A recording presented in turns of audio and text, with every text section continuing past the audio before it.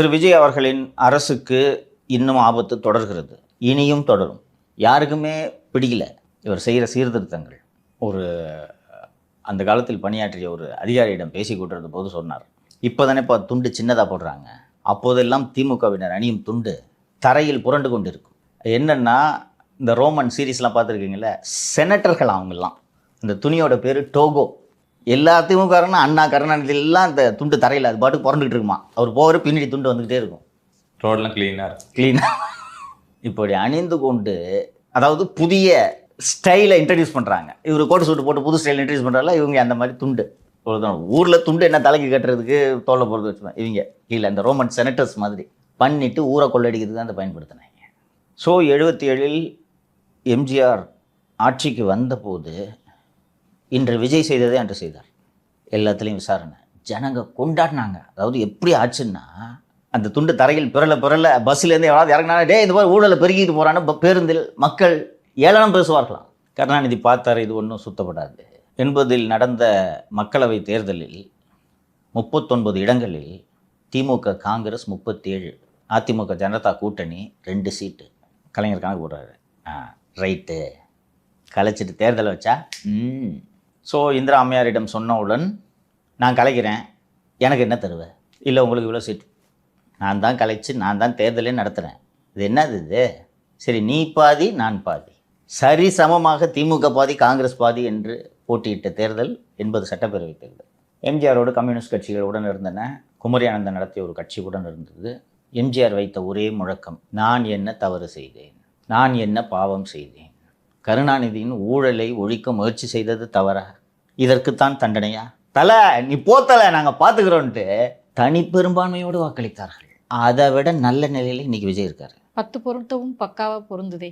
MGR அவர்களுக்காவது communist கட்சிகளின் துணை தேவைப்பட்டது. இன்று விஜய் இருக்கும் புகழுக்கும் நிலைக்கும் அவர்கள் உதவி கூட தேவையில்லை.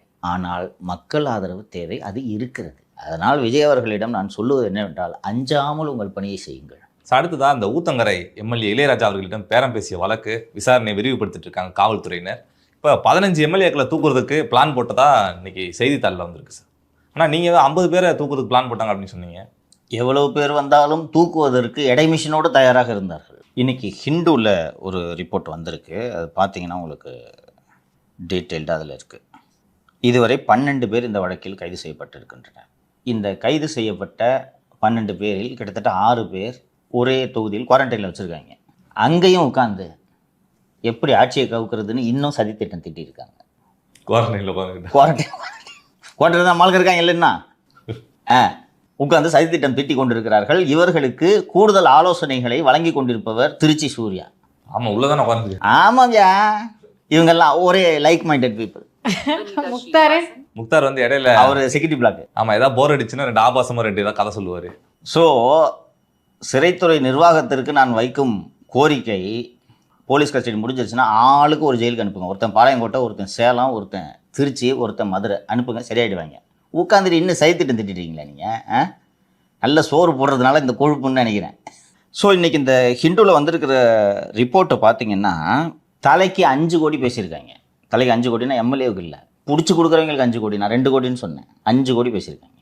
நேற்று தீபம் ஃபைனான்ஸ் என்ற ஒரு நிதி நிறுவனத்தில் சோதனை நடத்தி 2,82,49,000 பறிமுதல் செய்யப்பட்டிருக்கிறது. அந்த தீபம் ஃபைனான்ஸ் நிறுவனத்தை நடத்தி வரும் கருணாநிதி மற்றும் சரவணன், பேரே பாருங்க, கருணாநிதி மற்றும் சரவணன் ஆகியோர் கைது செய்யப்பட்டனர். ரைட்டா? இப்போ இந்த சென்னையில் மொத்தம் எத்தனை ஃபினான்ஸ் கம்பெனிப்பா இருக்கும்? 100-150 இருக்கும். 100ன்னு வச்சுக்கோமே. அந்த நிதி நிறுவனத்தினர் எல்லாம் சேர்ந்து, ஐயையோ நிதி நிறுவன உரிமையாளர்கள் பாதிக்கப்படுகின்றனர், நிதி நிறுவனம் நடத்துபவர்களை காவல்துறை அச்சுறுத்துகிறது, இந்த பாருங்கள் 2 தீபம் ஃபினான்ஸ் நடத்துகிறவங்களை தூக்கிட்டு போயிட்டாங்கன்னு எதுவும் கோஷம் போட்டாங்க, கோரிக்கை வச்சாங்க.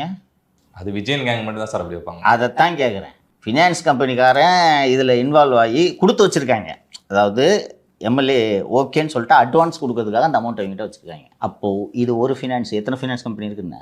இப்போ அந்த ஃபினான்ஸ் கம்பெனிக்காரங்களாம் ஒன்று சேர்ந்து எங்களது தொழிலுக்கு ஆபத்துன்னு யாராவது சொன்னாங்க? அப்போ நீங்கள் மட்டும் ஏன் துடிக்கிறீங்க?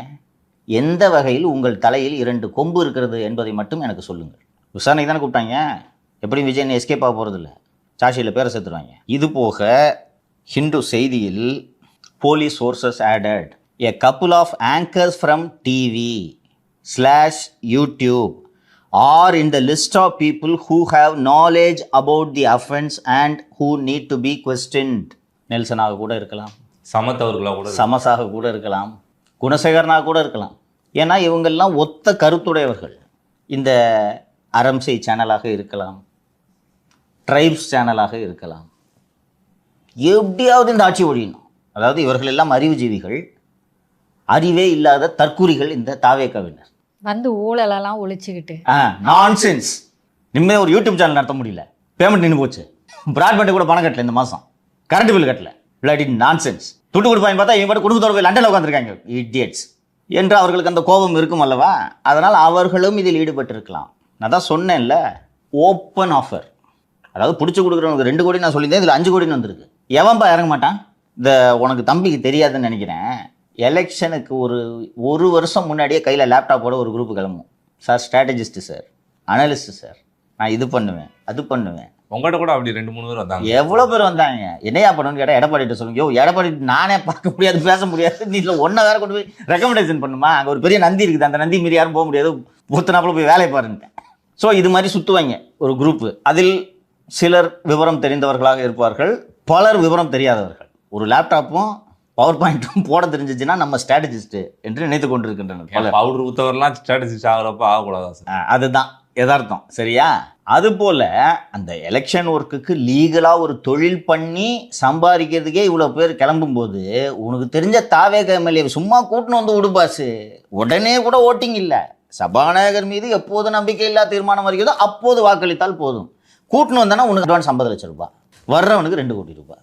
டீல் கம்ப்ளீட்டாக முடிஞ்சிச்சுன்னா உனக்கு 5 கோடின்னு சொன்னால் எவன் வரமாட்டான்? ஸோ இந்த ஆபத்தெல்லாம் இந்த அரசுக்கு இருக்கிறது. திருவல்லிக்கேணி காவல் நிலையத்தில் பதிவு செய்யப்பட்டுள்ள இந்த ஒரு வழக்கோடு இது முடிய போவதில்லை. அதான் நேற்றே சொன்னேன்னு, 8 பேர் அட்வான்ஸ் வாங்கியிருக்கான். 5 பேர் தாவக எம்எல்ஏ, 3 பேர் காங்கிரஸ் எம்எல்ஏ. அவங்க 2 பேர் மந்திரி ஆகிட்டாங்க, சும்மா உட்காந்துருக்கேன், நீ கொண்டானே ரூபாயை. ஸோ இந்த ஆபத்து இதோடு முடியுமா என்றால் முடியாது. அண்ட் தாவேக்க எம்எல்ஏக்கள் அத்தனை பேரும் கொள்கை குன்றுகளும் அல்ல. சரியா? ஆனால் ஃபர்ஸ்ட் டைம் எலெக்ஷனில் நிற்கிறாருன்னு சொல்லிட்டு ரொம்ப காமன் பீப்புளை தான் அவங்க வேட்பாளராக தேர்ந்தெடுத்தாங்க. காமன் பீப்புள் பலியாகிறார்கள். காங்கிரஸ் கழுதைகள் ஏன் பலியாகின்றன? அவங்கெல்லாம் பழுத்த அரசியல்வாதிகள் தானே, போட்டி போட்டு தானே டிக்கெட் வாங்கினாங்க. ஆசைக்கு எல்லை கிடையாது, புரியுங்களா? அது மனுஷனோட புத்தியை பொறுத்து. அதனால் பெரும்பாலும் இந்த சதிக்கு இரையாவதற்கான சாத்தியக்கூறுகள் அதிகம் இருக்கின்றன. அண்ட் பிஜேபி கடைசி வரை உங்களை மயிலிறகால் வருடி கொண்டிருக்கும் என்று சொல்ல முடியாது. ஞானேஷ்குமார் பேசியதை கேட்டதும் உங்களுக்கு புரிந்திருக்கும் என்று நினைக்கிறேன். ஆனால் இது குறித்தெல்லாம் விஜய் அவர்கள் அஞ்ச வேண்டியதில்லை என்று. ரைட்டா, தேர்தலை பார்த்துக்கலாம், அவ்வளோதான். எல்லாம் நீங்கள் அங்கிட்ட நில்லுங்க, நான் கிட்ட நிற்கிறேன், பார்த்துக்கலாம். அந்த ஆதரவை நிலைநிறுத்துவதற்கு, அந்த ஆதரவை தொடர வைப்பதற்கு இவர் இப்போது எடுத்துக்கொண்டிருக்கக்கூடிய இந்த ஊழல் எதிர்ப்பு நடவடிக்கைகளை தொடர வேண்டும். நம்ம எல்லாரும் அவர் பின்னாடி நிற்போம், பயப்படக்கூடாது. இன்னொன்று, நீங்கள் எதிர்பார்க்காம கிடைச்ச பதவி தானே இது. சொன்னீங்க முதல்வராவேன் அப்படின்ட்டு சொன்னீங்க, ஆனால் நீங்களே எதிர்பாராமல் கிடைத்த பதவி தான். இப்போது உங்களுக்கு இழப்பதற்கு என்ன இருக்குது? ஒருவேளை ஆட்சி கலையும் சூழல் ஏற்பட்டால் இதை விட வலுவாக வந்து இங்கே உட்கார போகிறீர்கள். அவங்க கூட்டணியை வலுப்படுத்துறேன் அப்படின்னு சொல்லிட்டு விசிகால போய் சேர்ந்தாங்க சார். அவங்க தலைவரதே மாற்றி பேசுறாருன்னா, இப்போ அமைச்சர் வன்னியரசு அவர்களாம் தலைவர் கருத்து தான் என் கருத்துப்பா, சும்மா வந்துட்டு யாரில் தேவையில்லாமல் எதுவும் கேட்காதீங்களா. தேர்தல் நடந்து இன்னும் வலுவாக விஜய் அவர்கள் முதலமைச்சர் நாற்காலியில் அமர்ந்தால் இந்த குடைச்சல்கள் எல்லாம் இருக்காது. அதாங்க சார், சமூக நலத்துறை அப்படின்னு சொல்லிட்டு ஆதி திராவிடர் நலத்துறை பேர் மாற்றினாங்க. திரு வன்னியரசும் வந்து பார்த்தீங்கன்னா அதெல்லாம் வரவேற்று இருந்தார். இப்போ சடனா இல்லை எங்களுடைய தலைவர் திரும்ப சொல்கிற மாதிரி அது வந்து சமூக நலத்துறைன்றதை விட ஆதி திராவிடர் நலத்துறைன்றது தான் நல்லா இருக்குது அப்படின்னு இருக்காரு. அப்போ பிடிக்காத ஒரு துறையில் எதுக்கு ராஜா மந்திரியா இருக்க? நம்ம பேர் பிடிக்கல, எது கண்டினியூ பண்ணுற? நீ ரிசைன் பண்ணிட்டு போ. ஒன்று திருப்பி வந்து முதலமைச்சர்கிட்ட சொல்லி, பழையபடியோ ஐயா ஆதி திராவிட நலத்துறைன்னு அது சொல்லுங்கள். இல்லைன்னா இந்த மாதிரி எனக்கு பிடிக்காத பேர் இருக்க துறையில் அந்த துறைக்கு மந்திரின்னு சொல்லிக்கலாம், பிடிக்கல எனக்கு அப்படின்னு கிளம்பி போங்க. நடிக்கிறீங்களா? அவரே இருதலை கொல்லி எறும்பு போல இருக்காரு. அவ்வளோ கஷ்டப்பட்டுலாம் உங்களை யாரும் மந்திரியா இருக்க சொல்லுங்க, போங்க. உங்களுக்கு பதவியை விட கொள்கை தானே முக்கியம். திமுக யார் கேட்டாலும் சொல்லுவாங்க, பதவி என்பது தோளில் போடும் துண்டு போன்றது, கொள்கை என்பது வேட்டி போன்றது, துண்டை விட வேட்டி முக்கியம், உருட்டுவாங்க. ஆனால் அந்த பதவிக்காக வெறி பிடிச்சவங்க மாதிரி அலைவாங்க. இப்போ அப்படி தானே பண்ணிக்கிட்டு இருக்காங்க. ஒரு கடாரம் கொண்டான் என்று நமது தமிழக மன்னர்கள் எல்லாம் சொல்வார்கள். அலெக்சாண்டர் பல நாடுகளை வென்றவர் என்று சொல்வார்கள். அதுபோல் அந்த ரோம சாம்ராஜ்யத்தில் வெளிநாடுகளுக்கு சென்று பல நாடுகளை வென்று திரும்பும் படை வீரர்களுக்கு அந்த நாடையே சேர்ந்து வரவேற்பளிக்கும். அதுபோல் தமிழக முதல்வருக்கு வரவேற்பளிப்பதற்காக இன்று சென்னை விமான நிலையத்தில் சாலைகளிலெல்லாம் போக்குவரத்து நெரிசல் ஏற்படுமா அளவுக்கு கொத்தடிமைகள் கூடியிருந்தனர். விமானம் பழுதாயிடுச்சா சார்? விமானம் துபாயிலிருந்து கிளம்பவே இல்லை. கிளம்பினாலும் அந்த குடும்பம் அந்த விமானத்தில் ஏறவில்லை. திமுக நல்லாட்சி தருன்னு சொல்லிட்டு ஏமாத்தின மாதிரி ஸ்டாலின் அவர்கள் வராருன்னு சொல்லிட்டு ஏமாத்திட்டாங்க போல. உள்ளபடி ஏமாத்திட்டாங்களா? எல்லாம் கூட்டிட்டாங்க. அதுக்கு வீடியோ போடுற பாரு, மொத்த பேரும் கூட்டிட்டாங்க. முன்னாள் அமைச்சர்கள் தாமான் பர்சன், சேகர் பாபு, அவ்வளவு பேரும் இன் அட்டெண்டன்ஸ். ஓபிஎஸ் அவர்கள் எங்க போனாலும் இப்படியா நடக்கும்? என்ன போய் நின்னா காலையில் 8 மணி இல்லையா, நைட்டு 8 மணியா விமானம். இந்த குடும்பம் எப்படிப்பட்ட குடும்பன்றதை புரிஞ்சுக்குங்க. இவ்வளோ பேர் ஏர்போர்ட்டில் கூடியிருக்காங்களே, அதை ஏற்பாடு பண்ண விட்டாலும் சொல்லி, அப்போ வர வேணான்னு சொல்லுப்பா, இல்லை லேட்டாக வர சொல்லுப்பா அப்படின்னு அவங்ககிட்ட சொல்லிருக்குல்ல. இவங்க டிரைவருக்கு மட்டும் ஃபோன் பண்ணி நைட்டு ஃப்ளைட்டுப்பா நீ வராதுன்ட்டாங்க. டிரைவர் மட்டும் வீட்டில் இருந்துக்கிட்டான். இந்த கொத்தடிமையை பூரா போய் தலைவர் வாழ்கன்னு கத்திட்டு இருந்துட்டு எங்கங்க ஆளை காணான்னு நைட்டு பான்ட்டு தாமான் பரிசை விளக்கம் கொடுத்துருக்கா. நைட்டாம்ப்பா, எல்லாம் நைட்டு வந்துருக்குப்பா, எல்லாம் போய் குடிச்சிட்டு கவுந்து கிடப்பான் நைட்டு 8 மணிக்கு. கொடுத்த காசு வாங்கிட்டு. ஸோ எப்படியாவது டக்கரடிச்சு இந்த ஆட்சியை கவுத்தரலான்ட்டு ட்ரை பண்ணிட்டு இருக்காங்க. அதனால் துணிச்சலாக இந்த சீர்திருத்தங்களை இவர் மேற்கொள்ள வேண்டும். தமிழகத்தில் மிக குறுகிய காலம் ஆண்ட அம்மையார் ஜானகி அவர்களின் ஆட்சி காலத்தில் தான் நினைத்து பார்க்க முடியாத ஊழல்கள் எல்லாம் நடந்தன. 20 நாள் 25 நாள் இருந்தாங்க. அந்த கேப்பில் போட்டாங்க பாரு கையெழுத்து. லேண்டுக்கெல்லாம் அப்ரூவல், அன்அப்ரூவல் லேண்டுக்கெல்லாம் அப்ரூவல். சென்னையில் இருக்கக்கூடிய பிரபல நட்சத்திர ஹோட்டல்கள் எல்லாம் அப்போது அப்ரூவல் வாங்கியவை தான். அது மாதிரிலாம் இல்லாமல் எவ்வளவு காலம் இருக்குதோ அவ்வளவு காலமும் ஊழல் எதிர்ப்பு நடவடிக்கையில் தாவேக அரசு ஈடுபட்டது என்று வரலாறு எழுதும். தைரியமாக பண்ணுங்க. இந்த கொத்தடிமை கூட்டத்தில் தூக்கி ஓரம் போடலாம். ஒருவேளை அப்படி ஆட்சிக்கு வந்துச்சுன்னா எம்ஜிஆர் அவர்கள் மாதிரி போங்க, நான் என்ன தவறு செய்தேன்னு மக்கள்கிட்ட. அதுக்கு தான் அந்த உதாரணத்தை சொன்னேன். தானாக நடக்கும்ன்றேன். அதுக்கு இந்த நடவடிக்கை தொடரணும். நீங்கள் அது என்னதுக்கு சார் சர்க்காரியா கமிஷன்? எந்த ஊழல் தொடர்பானது சார்? எனக்கு காப்பீஸ் நிறைய அவைலபிளாக இல்லாதனால எங்களால் படிக்க முடியல. இருந்தால் படிச்சிருப்பீங்க. எம்ஜிஆர் திமுகவிலிருந்து நீக்கப்பட்ட பிறகு எம்ஜிஆர் அவர்கள் குடியரசுத் தலைவரிடம் 72ஆம் ஆண்டில் கட்சி தொடங்கியதும் ஒரு மிகப்பெரிய ஊழல் பட்டியலை அளிக்கிறார். வெறும் எம்ஜிஆர் அந்த புகார்களை அளிக்காமல் கம்யூனிஸ்ட் கட்சியை சேர்ந்த மூத்த தலைவர்கள் கல்யாண சுந்தரம், பாலதண்டாயுதம், கேடிகே தங்கமணி இது போன்ற மூத்த தலைவர்கள் எல்லாம் போய் கொடுக்குறாங்க. அப்புறம் இந்திரா காந்தி இந்த மாதிரி உங்கள் மேலே குற்றச்சாட்டுலாம் வந்துருக்குது, இவ்வளோ பெரிய பட்டியல் இருக்குது, இதுக்கு உங்கள் விளக்கம் என்னன்னு இவர் விளக்கம்லாம் கொடுக்குறாரு. நான் ஒன்றும் பண்ணலைங்க, நான் உத்தமன், ஊர் போற்றும் நல்லவனுக்கெலாம் விளக்கம் கொடுக்குறாரு. பிறகு 75இல் நெருக்கடி நிலை பிரகடனப்படுத்தப்படுகிறது. நெருக்கடி நிலை பிரகடனப்படுத்தப்பட்டதும் மத்திய அரசு நீதிபதி திரு ரஞ்சித் சிங் சர்க்காரியா அவர்கள், உச்சநீதிமன்ற நீதிபதி தலைமையில் ஒரு விசாரணை ஆணையத்தை அமைக்கிறது. அந்த ஆணையம் கருணாநிதி குடும்பத்தார் மற்றும் கருணாநிதி நடத்தி வந்த மேகலா பிக்சர்ஸ், அஞ்சுகம் பிக்சர்ஸ், டிராக்டர் ஊழல், கோபாலபுரம் வீடு ஊழல், முரசொலியை நடத்தும் அஞ்சுகம் பதிப்பக ஊழல், திருவாரூரில் அவர் கட்டிய வீடு, சிஐடி காலனி வீடு, அமிர்தம் ஊழல், வீராணம் ஊழல், அன்பில் தர்மலிங்கம் செய்த ஊழல், அன்பில் மகேஷ் தாத்தா அவர் பூச்சி மருந்து அடித்து ஊழல் பண்ணார், இவர் அரசகுமார் வச்சு ஊழல் பண்ணுறார். டிக்கு ஊழல், அங்கப்ப செட்டியார் ஊழல், சமயநல்லூர் பவர் ஸ்டேஷன் ஊழல், நியூ குளோப் தேட்டர் வாங்கியது ஊழல். அந்த நியூ குளோப்ன்ற தேட்டர் பின்னாளில் அலங்கார் என்ற தேட்டராக மாறி இப்போது வணிக வளாகமாக மாறிவிட்டது. அதிகாரிகள் லஞ்சம் வாங்கிய ஊழல், சர்க்கரை ஊழல், விஎஸ்டி முதலியார்னு பஸ்ஸு லைசன்ஸ் கொடுத்த ஊழல். அது ஏஎல் ஸ்ரீனிவாசனும் அது ரிலேட்டட் தான் நினைக்கிறேன். கொடைக்கானல் பழனி சாலையில் கட்டிடங்கள் வாங்கிய ஊழல், ஏராளமான ட்ரஸ்ட்டுகளை தொடங்கிய ஊழல், அன்பில் தர்மலிங்கம் செய்த ஊழல், ஆதித்தனாரின் வளநாடு பேங்க் ஊழல், தொழிற்சங்க ஊழல் அண்டு பத்திரிகை உலகத்திற்கு விடுக்கப்பட்ட அச்சுறுத்தல் தொடர்பான புகார்கள், கட்சி நலனுக்காக அரசு அமைப்பை துஷ்பிரயோகம் செய்தது, காவல்துறை அராஜகங்கள், இன்னொரு அச்சக ஊழல்னு இவ்வளோ ஊழலையும் விசாரிக்கணும்னு சொல்லிட்டு ஒரு விசாரணை ஆணையத்தை அமைக்கிறது. அப்போது ராஜகோபாலன் ஐபிஎஸ் என்ற எஸ்பி, பொருளாதார சிபிஐ எஸ்பி, ஸ்ரீராமுலு என்ற சிபிஐ டிஎஸ்பி, உன்னிகிருஷ்ணன் என்ற டிஎஸ்பி, நரசிம்மன் என்ற டிஎஸ்பி, இது மாதிரி நிறைய அதிகாரிகள் நியமிக்கப்பட்டு பெரிய ஒரு டீம் இறங்கி அந்த ஊழல்கள் விசாரிக்கப்பட்டு, அதில் இவ்வளோ குற்றச்சாட்டுகள் வரிசையாக படித்தான்ல, ரொம்ப எல்லாத்தையும் விசாரிச்சுட்டு 6 குற்றச்சாட்டுகள் நிரூபிக்கப்பட்டன.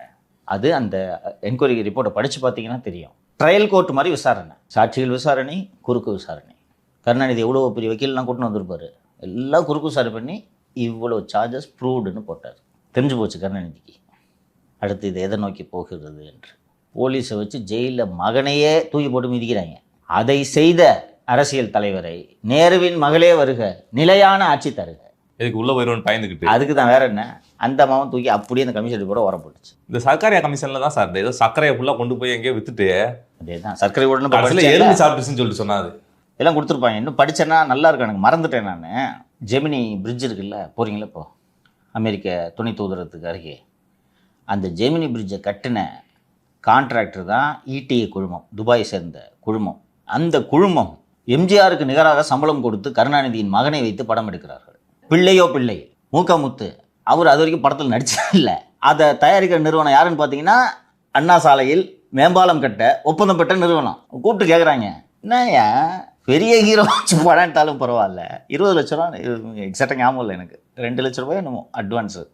முன்ன பின்ன தெரியாத இந்த ஹீரோவுக்கு போய் இவ்வளோ பெரிய தொகை நீ அட்வான்ஸாக கொடுத்துருக்கேன்னு கேட்ட உடனே இவர் ஒரு பெரிய ஹீரோ வருவார்னு எனக்கு தோணுச்சு. அதனால நான் இன்வெஸ்ட் பண்ணேன். இதெல்லாம் இருக்குது, அதில் தமாசாக இருக்கும், தமிழ் வேர்ஷனும் இருக்குது. அதனால் கவர்மெண்ட் வந்து மலிவு விலையில் அதை அச்சடித்து விநியோகிக்கணும். ஸோ இதுதான் அந்த சர்க்காரிய ஊழல். ஸோ கருணாநிதிக்கு தெரிஞ்சிருச்சு. ஸோ விசாரணை ஆணையம் அமைத்தால் அதிலிருந்து தப்பிக்க முடியும் என்பதை கருணாநிதி கண்டுபிடித்தார். நம்மளே தப்பிச்சிருக்கோம். ஸோ ஜெயலலிதா மீது விசாரணை ஆணையம் போட்டால் இந்த அம்மையாரும் தப்பித்து விடுவார். அப்போ என்ன பண்ணுறது, எஃப்ஐஆர் போடு. இப்படித்தான் 96 வழக்கை போட்டார். 17 ஆண்டுகள் கழித்து தண்டிக்கப்பட்டார். அதுபோல இந்த திமுகவினர் மீது வழக்கை போடுங்கள்.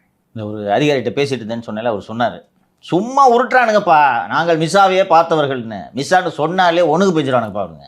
அந்த காலத்தில் சிறையில் இருந்த திமுகவினர் எழுதி கொடுத்த மன்னிப்பு கடிதங்கள் இன்னும் அரசு ஆவணங்களில் இருக்கிறது.